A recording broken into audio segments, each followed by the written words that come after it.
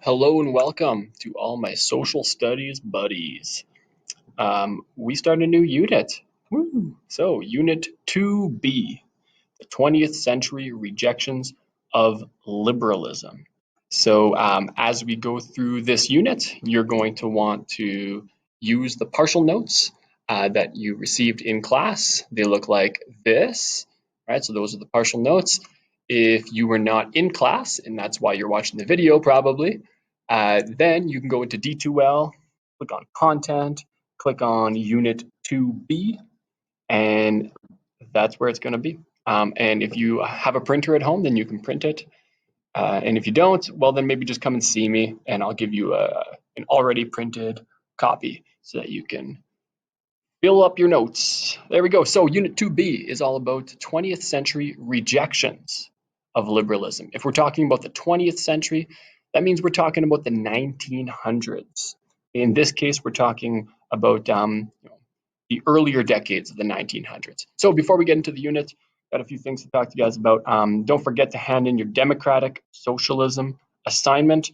That is your, you chose a country, either Norway, Sweden, Denmark, one of those countries, and you filled out that paper about the country. Don't forget to hand that in to me. You now have your grade for your multiple choice test. Take a look at how you did. If you feel like you need a reassessment, come and talk to me, and then we can figure out what you're going to do to earn that reassessment.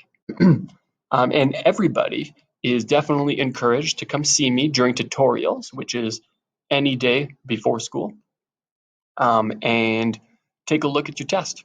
Okay, so you can look at the questions and the sources again, look at the answers that you wrote down, and then compare your answers with the correct answers, and then learn about what you got wrong.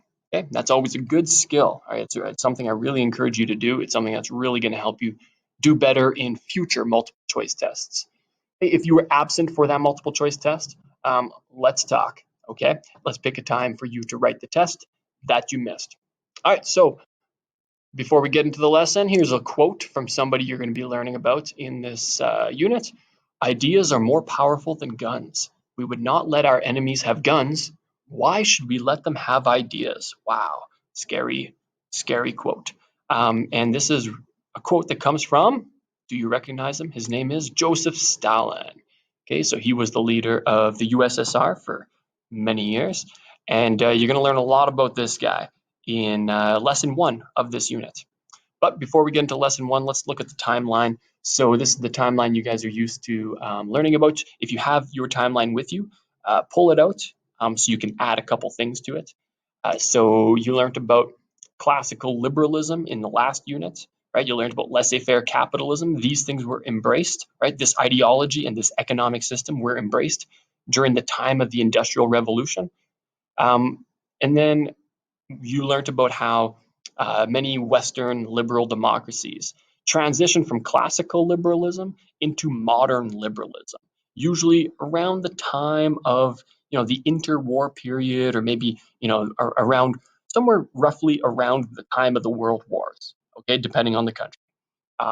In many cases, it was because of the Great Depression that countries transitioned towards modern liberalism, and they created a welfare state, and they switched over to mixed economies, all that, right? So around the same time where countries were doing this, a couple countries, or a few countries, decided not to transition from classical liberalism to modern liberalism. Instead, what they did is they rejected liberalism altogether. Okay, this entire ideology, they rejected it, and they instead embraced different ideologies that were different from liberalism completely.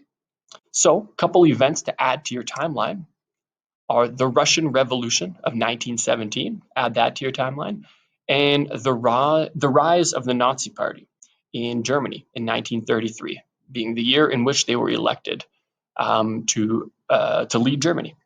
Okay, so there you go. So we're learning about 20th century rejections of liberalism. Okay, in one case, we're going to look at this country right here, the USSR, or the Soviet Union, or the Union of Soviet Socialist Republics. And we're going to look at Nazi Germany. Okay, so here was the USSR. It was a very big country. It actually consisted of many different nations put together into one country. And over here we have Nazi Germany. Okay, so the USSR embraced communism and Nazi Germany embraced fascism. So underneath those flags that you have in your partial notes, you can write down communism and fascism. So these are two new ideologies that we learn about today. And these are ideologies that were rejections of liberalism. So you are learning about this new spectrum today. So in the past, you've learned about the ideological spectrum and you've learned about the desire for change spectrum. Well, today what we're doing is we're taking that ideological spectrum and we're splitting it into two axes. I think that's the plural of axis. Two axes. So on our horizontal axis, we have our economic spectrum. And so you can label the spectrum that you have in your partial notes. So if you go to your partial notes, here is your double spectrum, right? That's the double spectrum. So the horizontal one, you can write economic spectrum. And then on the right side of the spectrum, you can write freedom. So ideologies that are further to the right allow for more economic freedom, right? And then on the left side, we have control. So ideologies that are further to the left on the spectrum have more government control over the economy. Okay, and then now, here we go. We got the vertical axis, which is the political spectrum. Okay, and the further up you go on this spectrum, the more individual freedom there is when it comes to political freedoms, things like the right or freedom of speech, freedom of association, mobility rights, democracy, right? Things like that. That's more freedom. And then further down on the political spectrum, you have less political freedoms, more government control over the political arena. So maybe less democracy, maybe more government censorship of the media, less free speech, right? Things like that. So this is where we could place Canada, right? So Canada is a liberal democratic country. You don't need to write anything other than just Canada, but go ahead and try to place Canada in your partial notes, okay? So put a little X and then you can write the title Canada, right? That's where we would be, right? So we have, we're sort of a little bit right of center when it comes to political freedoms. We're a little bit more on the freedom side when it comes to the economy as well. You can compare us to the United States. The United States is a little bit more individualist, right? A little bit more when it comes to both economics and liberties. We're talking about the United States being a little bit more individualist. There's a little bit more personal freedom, right? So when it comes to freedom of speech, Canada, we allow for freedom of speech, but when it comes to hate speech, anytime somebody is speaking hatred towards a certain group of people, well, we actually don't allow that. Whereas in the United States, they do allow that. And so that's a little bit more political freedom, right? Whether or not you think that's a good idea is up to you, but it's something that is allowed. And also there's lower taxes in most parts of the United States, right? So a little bit more economic freedom as well. And if you were to go to the edges of both of these, the edges of the political spectrum and the edge of the economic spectrum, what you end up with is anarchy. Anarchy meaning there is pretty much no government. People have complete and total freedom to do pretty much whatever they want. So you can add that to your spectrum as well. Okay, so let's place Soviet communism, or you can just write the USSR if you want. So this is where we would place the USSR. All right, you don't need to write this entire paragraph or this entire sentence here. Just write USSR and place the letter X about here. And so on the economic spectrum, you can see that the USSR was way over to the left, right? So complete economic control by the government, right? Full blown communism. And then when it comes to political rights, they're also on the control side, the government control side. Right? But then when you look at fascism in Germany, Nazi Germany had even more government control over the political sphere, right? So even less freedom of speech, even less ability to make choices for yourself politically. But they allowed a little bit more freedom economically than the communists in the USSR, right? So a little bit further to the right, although they are still on the left side of the economic spectrum, they're not as far to the left as the communists, right?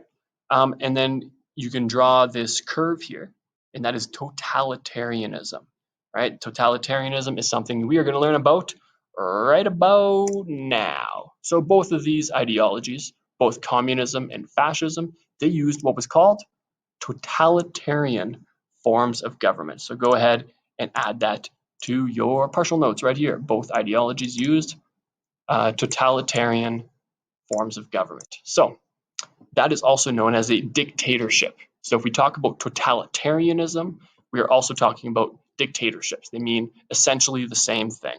So if you look at this image here, this is a classic depiction of a dictatorship.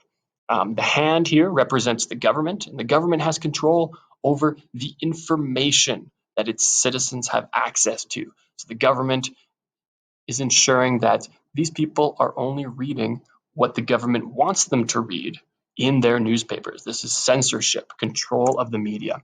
So totalitarianism seeks complete control over the public and private lives of its citizens. So here's another example. Surveillance is being used more and more in 21st century versions of totalitarianism, where we have countries where entire cities are being monitored regularly. We have countries where facial recognition technology is being used by the government to monitor the movements of every member of their country. And that is to ensure that there's complete and total control over the lives of their citizens. Okay? And governments attempt such control by creating a hierarchical, don't try to say the word, hierarchically organized society with a single political party run by a leader or small elite. Okay, so this word right here basically means that there is a hierarchy in the society. And at the top is either one leader or a small group of people who work together to control the country. So here is a quote from one of the original, or as the kids say these days, one of the OGs of fascism.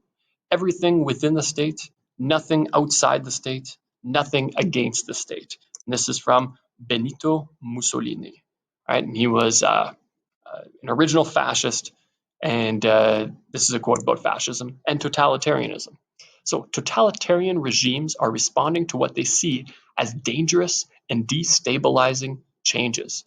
And so it's no surprise that these two totalitarian ideologies uh, emerged during a time of chaos, right? This was either during World War One or between World War One and World War Two, where we see these ideologies being embraced. And that's because these were chaotic times. There was the Great Depression. There was a lot of social unrest, a lot of death and chaos. They considered the existing society in need of a complete transformation. So these ideologies can be placed on the desire for change spectrum. So we have the USSR and its embrace of communism during World War One.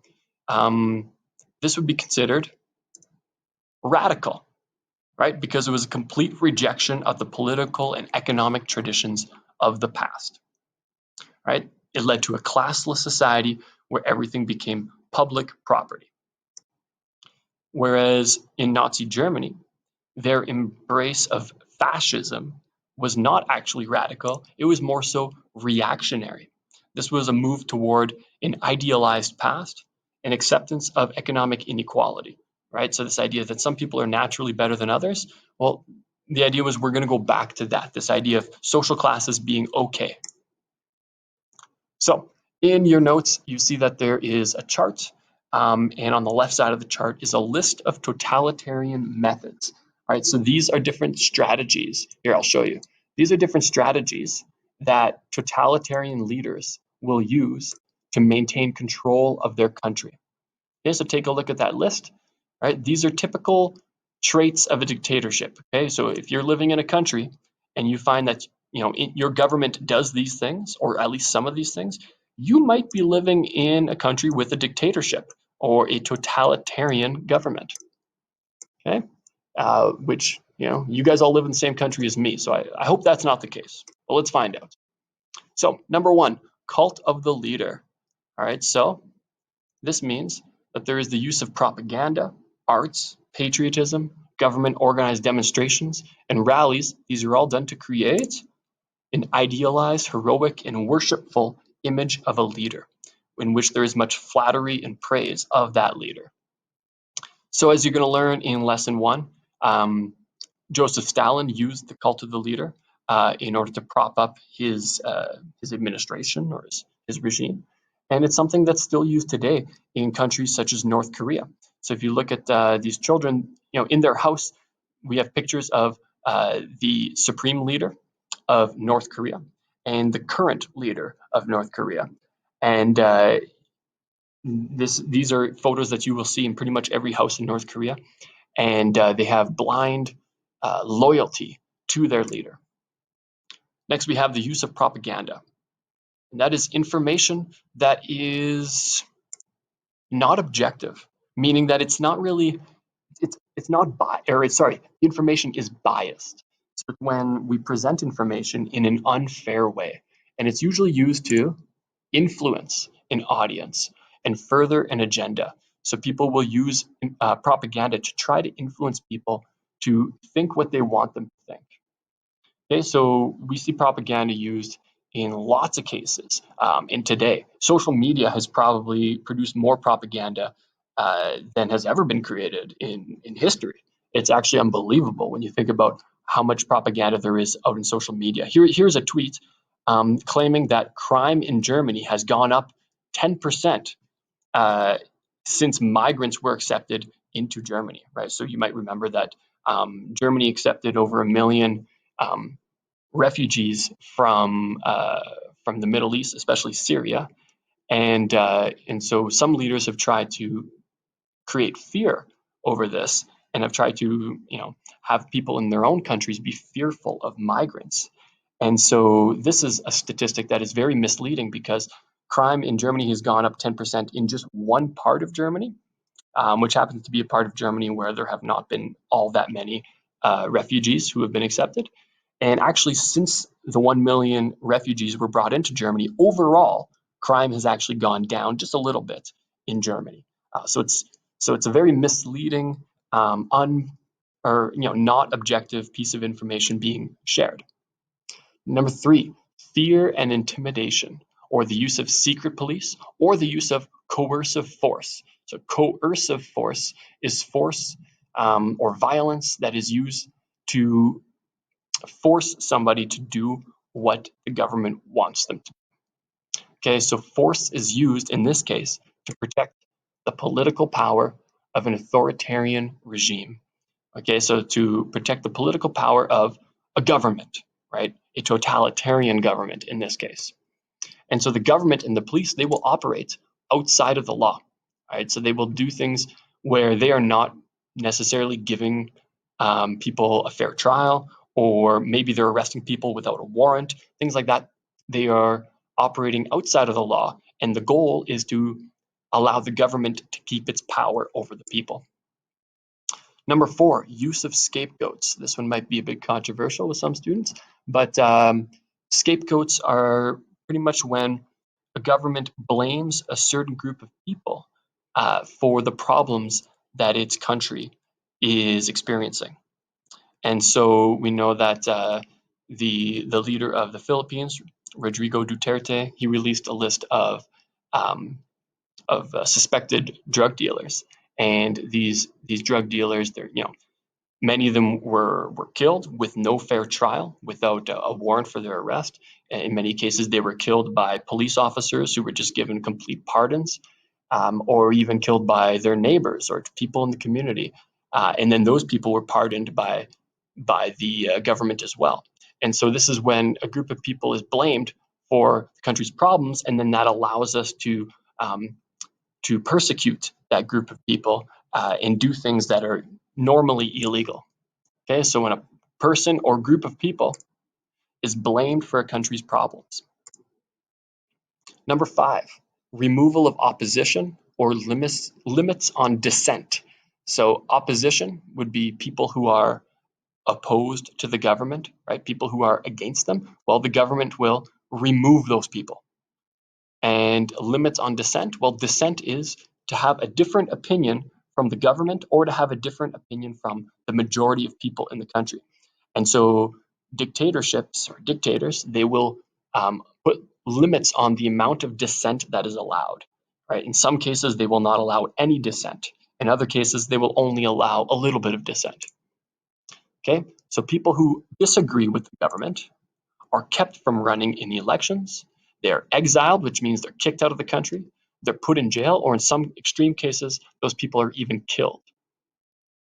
Okay, so an example of a leader in today's world who uses a lot of these totalitarian methods to keep his control over his country is Russian dictator Vladimir Putin. And so one example that was in the news recently was of a political opponent of Putin's. His name is Alexei Navalny, and he is trying to replace Putin as leader of the country.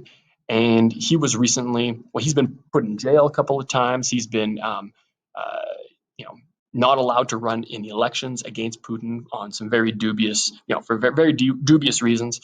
And then recently, he was actually poisoned with this nerve agent that is well known for being used by the Russian government and the KGB, with which Putin once, was a spy. And so it's well, well believed among the international community that Vladimir Putin's government had something to do with it. And so that shows us that in Russia today, there are many limits on dissent and that opponents are being removed. Another example of that, which was in the news not that long ago, maybe a couple of years ago, was in Saudi Arabia, where the Crown Prince of Saudi Arabia, Mohammed bin Salman, also known as MBS, he ordered the killing of Jamal Khashoggi. And so Khashoggi was he was a journalist who often spoke out against MBS. And finally, MBS ordered people to have him killed, right? And so, the dissent was limited and the opponent was removed.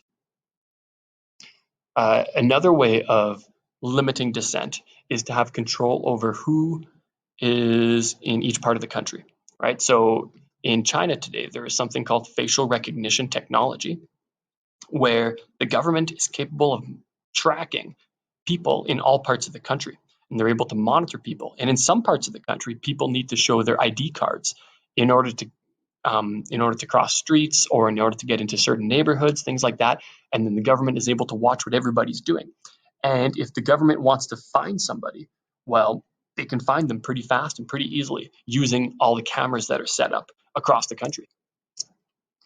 Number 6, controlled participation. So political participation by the people is limited and often controlled. Okay, so it's an obvious definition. You can write down this example. Example might be a planned political rally. So you'll learn about Adolf Hitler in lesson 2 of this unit. And one of the things that he loved to do was have these political rallies and pretty much ensure that people come out into the streets or into a stadium in this case, and cheer on his government and cheer on his military and show their support for fascism. And that's a way of controlling the participation of people in public life, right? Because if people did not come and join these rallies, or if they showed up and they weren't cheering loudly enough, or if anybody was not showing support for these rallies, then those people could then be thrown in jail or thrown into concentration camps. And so that sends a pretty clear message that those people, next time, they got to show up to the rally and show their support. Okay, so take a look at these rallies. They were enormous. Okay, also, a second example would be mandatory groups.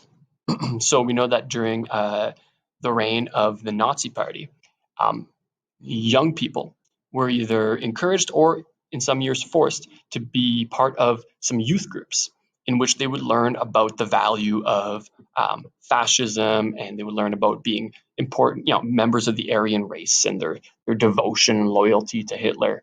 And so that was a way of controlling people's participation in society by making sure that they attend these groups in which they were indoctrinated. Number 7, limited accountability for the government. Okay, accountability happens when, let's say you do something wrong and then you are held accountable for your actions. That means you will be punished for your actions. So normally, think about Canada's democracy. The political party that is in power today is the Liberal Party. And the number 2 party of the country is the Conservative Party. And they form the official opposition. And so if the Liberals do something wrong, well, then it's the responsibility of the Conservatives to let everybody know about it, right? So there have been a couple times where the Liberals have done things which seem a little bit sketchy, right? Where people think, hey, that might have been a bit unethical, what they did.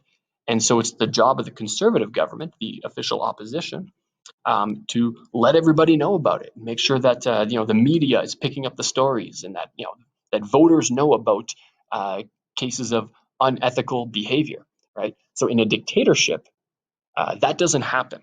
There's no people who are ensuring that the government is accountable for its actions.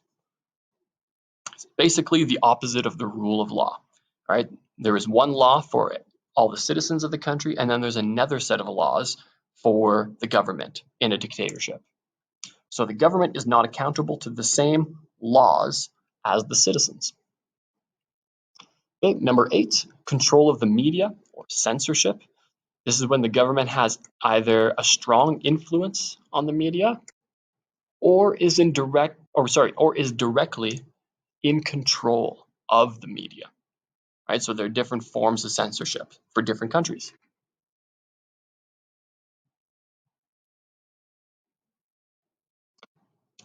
Okay, and they censor information being given to citizens.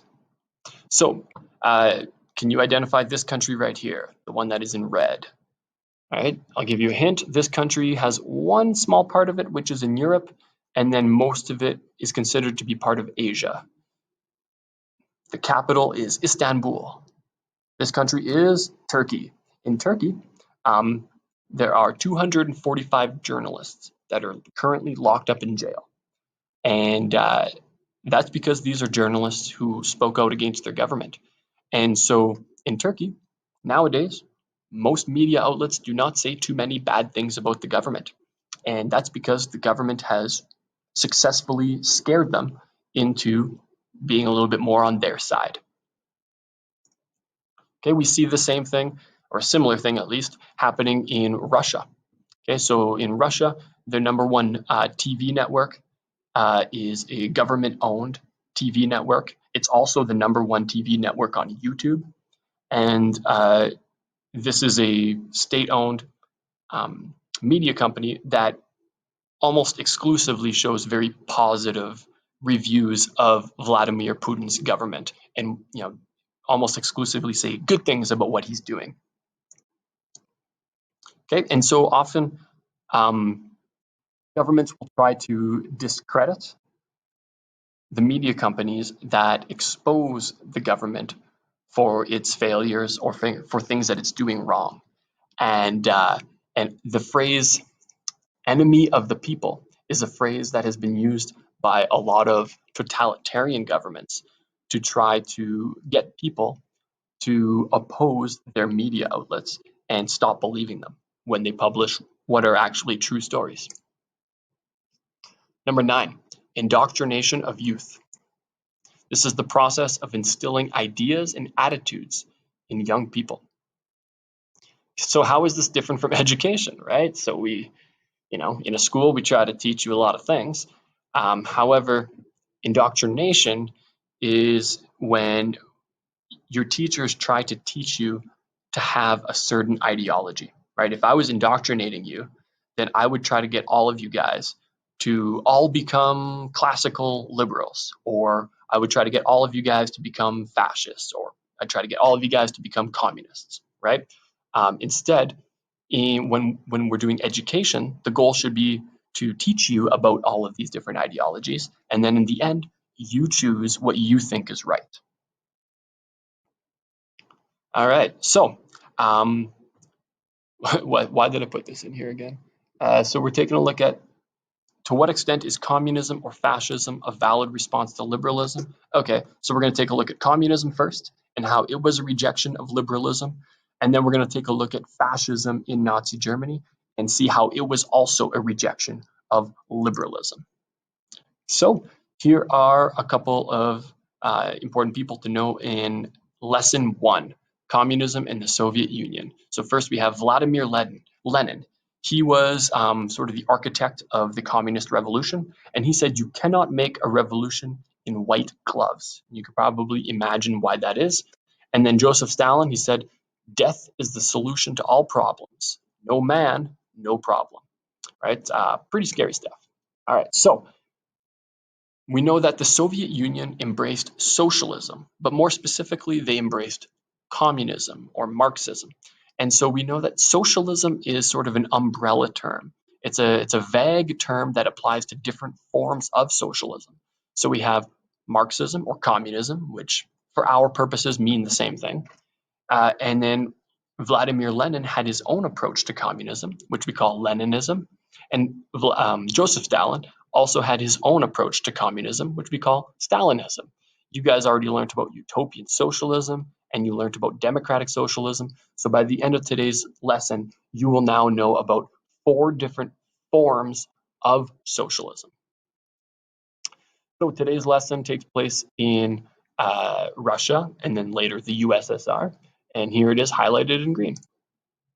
So why did communism emerge in Russia?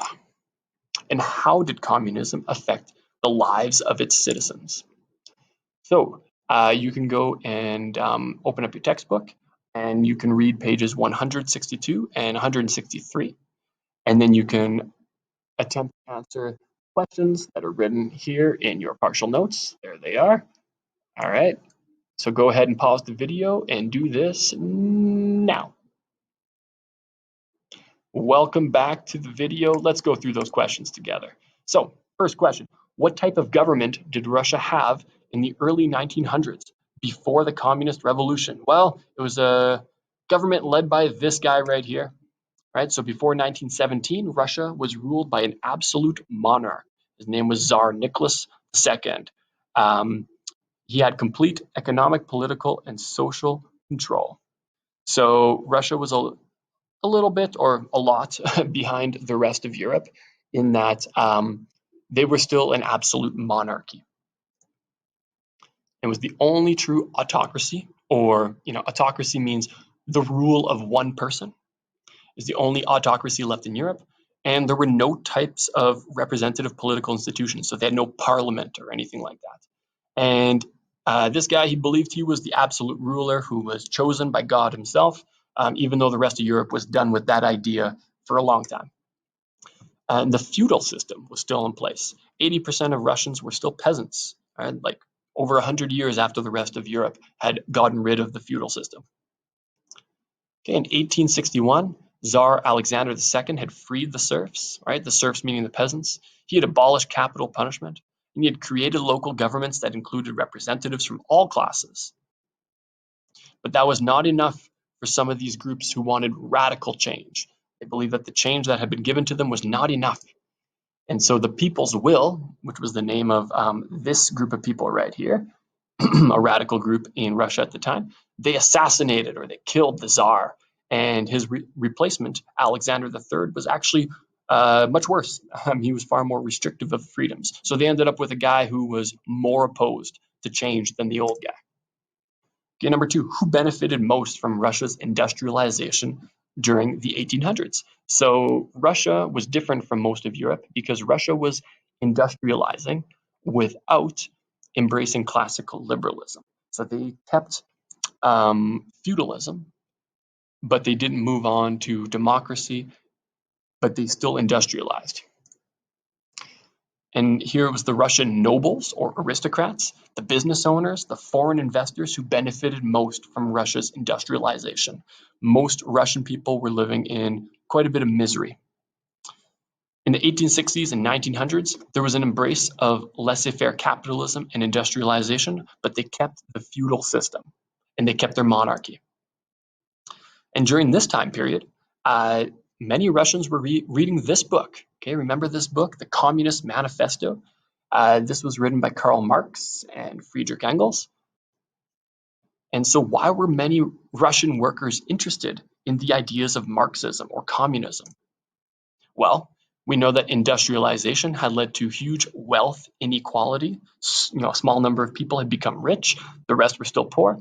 The working class was often treated very poorly, with terrible working conditions, and the Tsar, or their version of a king, did not want to give up political control.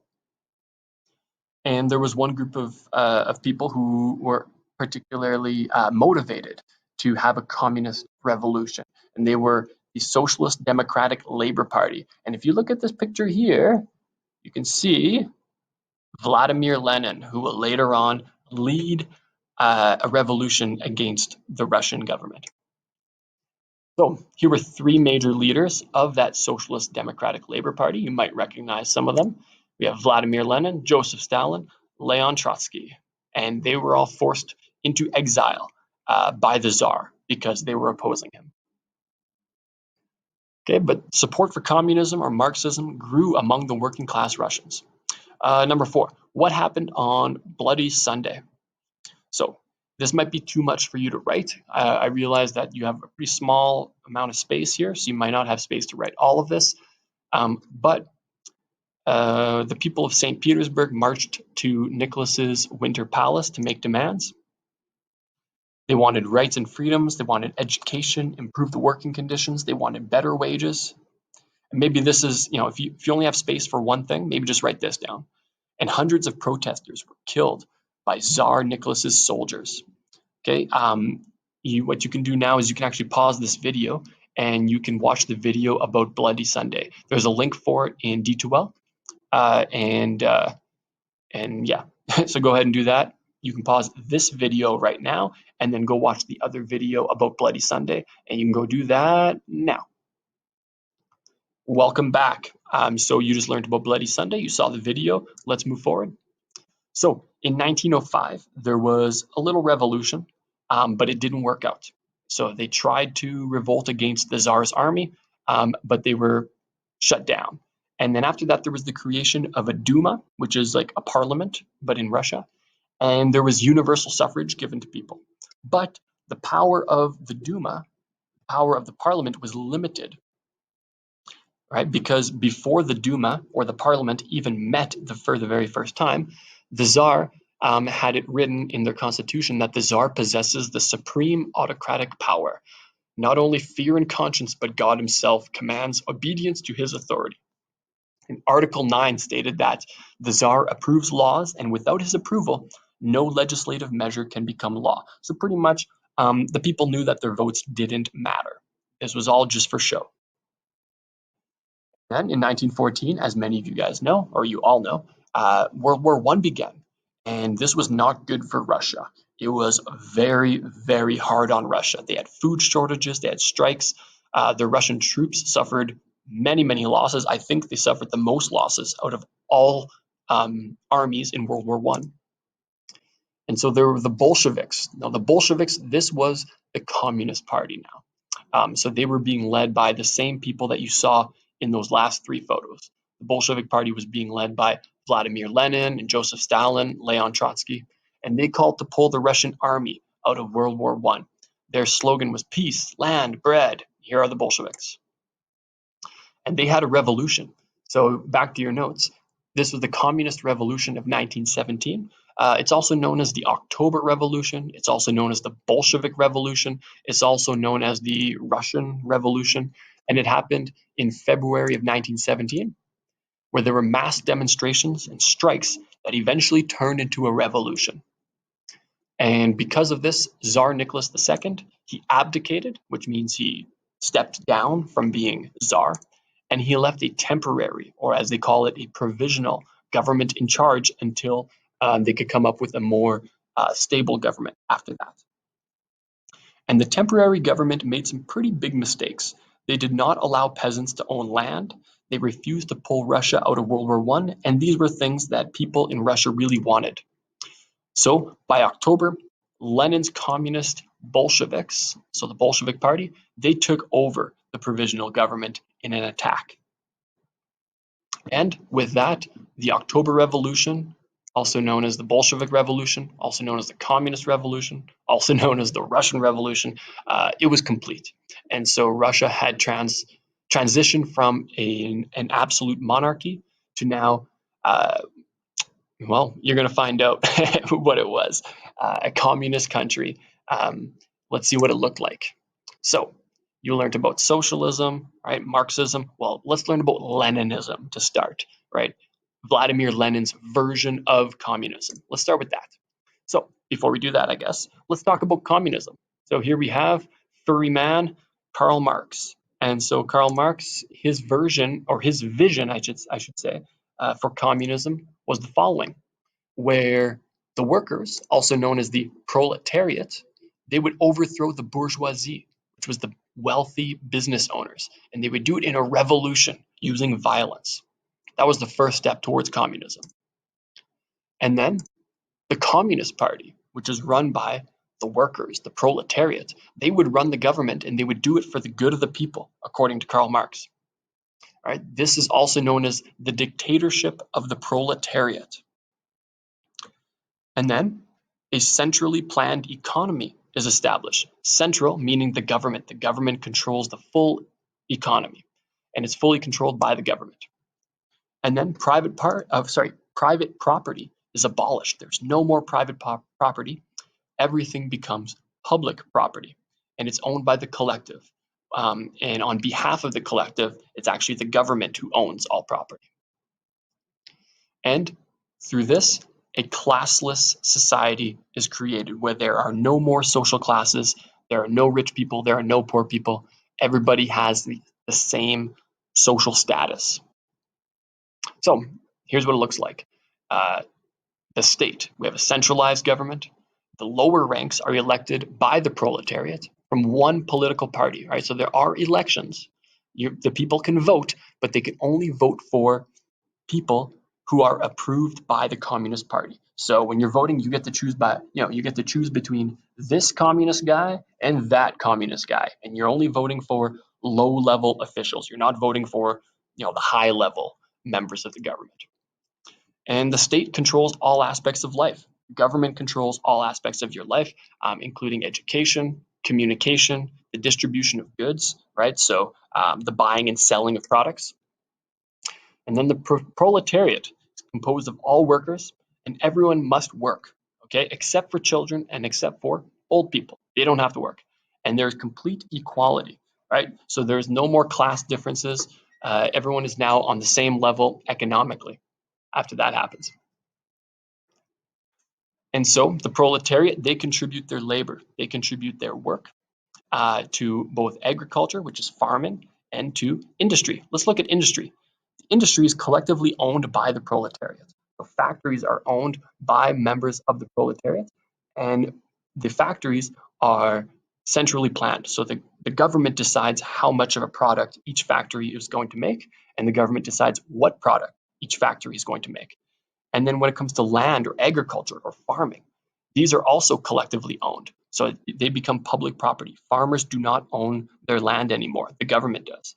And they are centrally planned. So the government tells you what you're going to grow and how much of it you're going to grow. Okay? And the government exerts control over both of these two industries.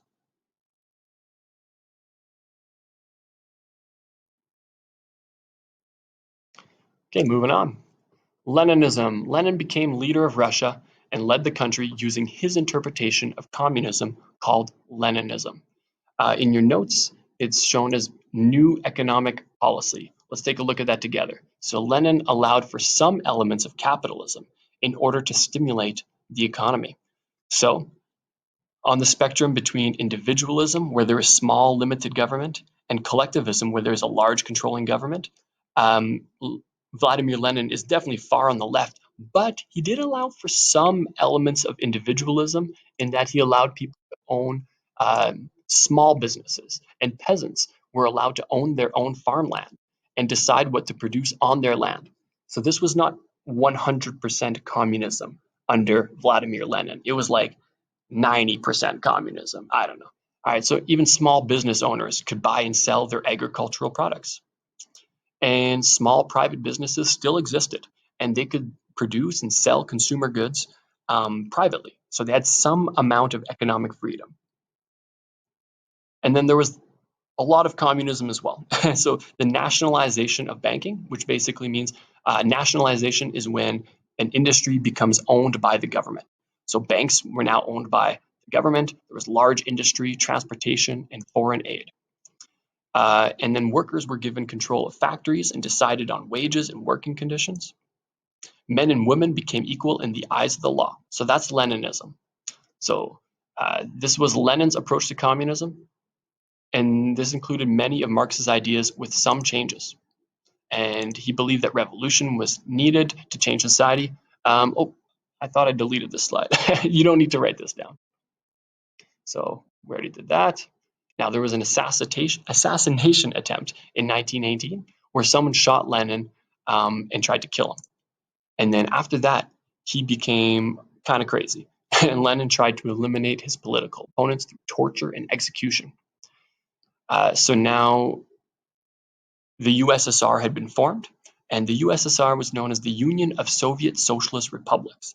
And it actually included many different countries, countries who, in many cases, wanted to have independence and self-determination, but they were not allowed.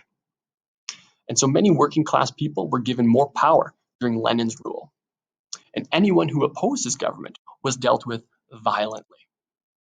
By 1924, Lenin had a stroke and was terminally ill. He was going to die, and he had to pick a successor. And he turned to his right-hand man, Leon Trotsky, and he told him, if whatever happens, do not let Joseph Stalin become leader of the country. I'm very fearful of him, and he would lead the country in a bad direction. Right? By 1928, Stalin became supreme leader of Russia. All right, so that didn't really work out the way that it was supposed to work out for him. So Stalin was quoted saying, "We are 50 or 100 years behind the advanced countries. We must make good or we must catch up this distance in 10 years. Either we do it or we shall be crushed." He saw that Russia had fallen behind many European nations in industrialization and wanted Russia to catch up and become a powerful industrialized nation. And so you can start filling in these circles in your partial notes. The first one up here would be his 5-year plans. So Stalin moved Russia further towards a centrally planned economy with his 5-year plans. All right, so this was central planning of the economy to focus on heavy industry. The goal was to have a 20% increase each year in industrial production. So coal and steel production increased dramatically. Right, there are numbers to back that up. And part of the 5-year plan was also collectivization, right? And so farmers could not own their land anymore like they had during Vladimir Lenin's rule. And farmers now had to give up control of their farms and their land to the government. Okay, so collectivization of farmland was the next one. All right, and farms became food producing factories with production quotas. They were very unpopular in regions like Ukraine. All right, so the kulaks in Ukraine, these were a class of prosperous land-owning peasants. And many kulaks in Ukraine were opposed to collectivization, and they didn't voluntarily give up their property. And many kulaks destroyed their crops. They slaughtered their animals and destroyed their farm equipment rather than give it up to the state. And so kulaks became like a scapegoat for Stalin, and they were blamed for a lot of the hardships that the USSR was facing. And this eventually led to the Holodomor, which you learned about in Social 20.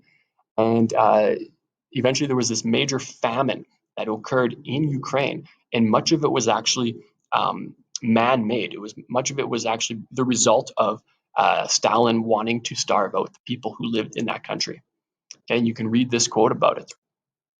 Okay, also Stalin His approach to governing led to the elimination of opponents, usually through violence. So people who opposed Stalin's approach to government were arrested and executed, including Sergei Kirov, who you're going to watch a video about here pretty soon.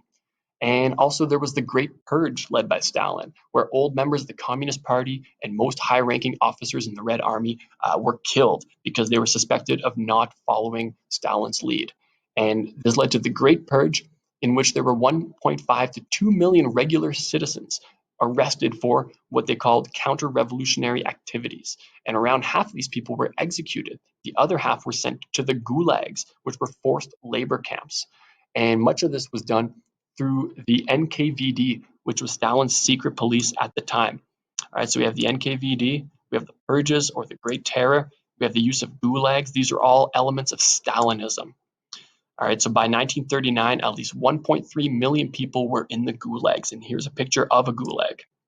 And here is a map of all the different places in the USSR where a gulag existed.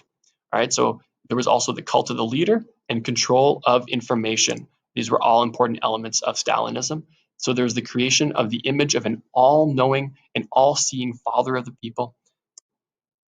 And this was usually done through propaganda, which you're going to see in today's video. Heroic paintings, sculptures, films, and movies that were created to make Stalin look like a really good guy. He also rewrote history. So you can just read this. You don't have to write this in your notes, but you can read that. As you're going to see in class, photos of Trotsky were actually altered so that Trotsky was no longer in the history books. Okay, so now you're going to do a film study. You can click on the link in D2L to watch Joseph Stalin, Man of Steel. And as you're watching this video, I want you to complete the chart that is in your partial notes. So you're going to read about these different actions that appear in the video. As you're watching the video, you can pause it and you can read what kinds of actions we have here and write down which totalitarian method is being used by Stalin. Right. So here are the totalitarian methods that dictators use. I want you to write down which of these is being used in each of these examples, and then also which principle of liberalism is being rejected through each of these actions. So here is a list of all the different principles of liberalism. Oh, there's the bell. All right, so go ahead and do that. You want to complete this chart, all right, with all the different principles of liberalism that are being rejected and the different totalitarian methods that are being used by Stalin in this video. All right, so good luck to all of you and have a good day.